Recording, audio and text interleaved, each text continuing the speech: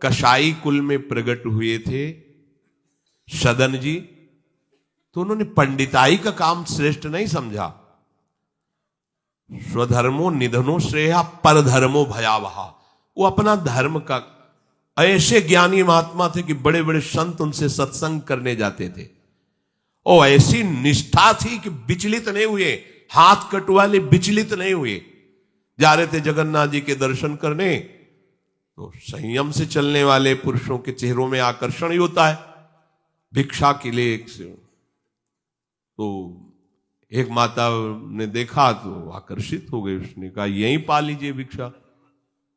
संत हृदय उनकट पा लिया। तो आप कहां जा रहे हैं? जगन्नाथ जी के दर्शन। तो अब तो शाम होने वाली, यहीं रुक जाइए, कल चले जाना। बड़ा भाव देखा, रुक गए। वो रात्रि में उनके पास आई, गलत भावना प्रकट की, तो कहा कि तुमको तो ऐसा सोचना भी नहीं चाहिए, तुम्हारे तो पति विराजमान है। तो उसको लगा कि इनका आशय कहने का है कि तुम्हारे तो पति, अगर पति ना होते तो काम अग्नि ऐसी होती, बुद्धि भ्रष्ट कर देती। आई और कहा तो पति को राधे राधे कर दिया, तो अब ऐसा तूने कैसे सोच लिया, तेरी ऐसी भावना। बोले अब ज्यादा हमारे सामने बाबागिरी नहीं, अब हम जो कहें वही कहो, नहीं तो हम जब पति को मार सकती है तो तुम्हें अभी पूरी जनता से मरवा सकती है, तो उनका प्राण दे सकता हूं, धर्म से विमुख नहीं हो सकता।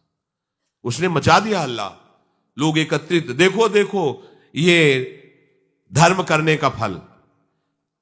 मांग रहा था रोटी, हमने इसको बैठ के पवाया और कहा कि आज रात्रि यहीं रुक जाओ। रात्रि में रुका, हमारे साथ गंदा आचरण करना चाहा, पति ने विरोध किया, पति का गला काट दिया। और जाल रचने में माया को देर लगती है क्या?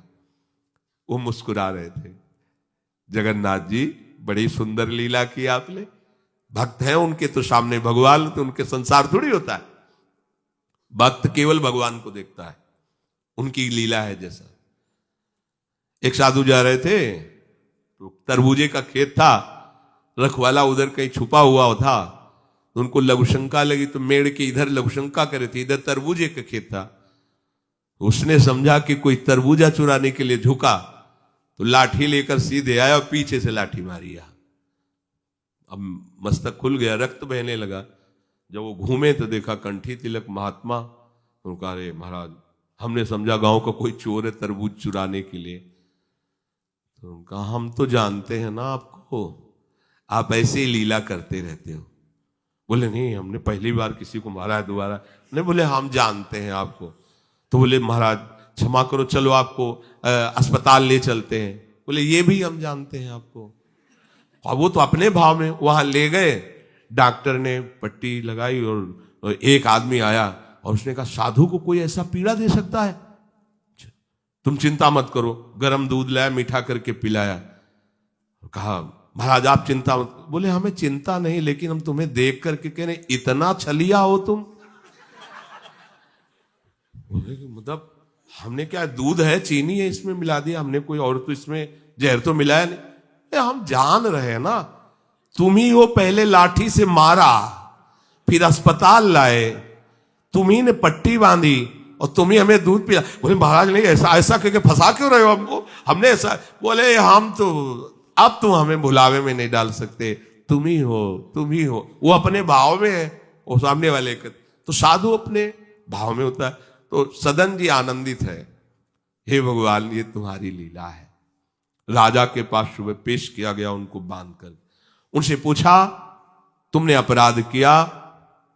तो उनका ऐसा नहीं। बोले ये आपके, तो बोले ये जो कह रही है इसमें भी भगवान की कृपा है। अब वो इस बात को समझ नहीं पाए। एक बार उन्होंने कह दिया ऐसा नहीं, पर जब दोबारा कि ये तो सत्य कह रही, तो उनका ये भी भगवान की इच्छा होगी, इसमें भी भगवान की कृपा है। तो बोले इनके दोनों हाथ काट दिए जाए। साधु है, प्राण दंड तो नहीं, इतने हाथ काट दिए गए, छोड़ दिया जगन्नाथ जी के सामने में। हाँ प्रभु, हाथ तो वही ले लिए थे, ले जोड़ के प्रणाम करते आपको। अब आप तो सब जान ही रहे, अपराध नहीं, इसलिए देखो हृदय आनंदित थे इतने कष्ट में। और ये भी ऐसे हाथ जोड़ने को किया, नवीन हाथ जागृत हो गए। और भगवान प्रसन्न होकर के, भगवान जब बातचीत करते हैं तो यही बातचीत अपने से होने लगे तो आप नहीं सुन पाएंगे, जिससे होगी वही सुन पाए।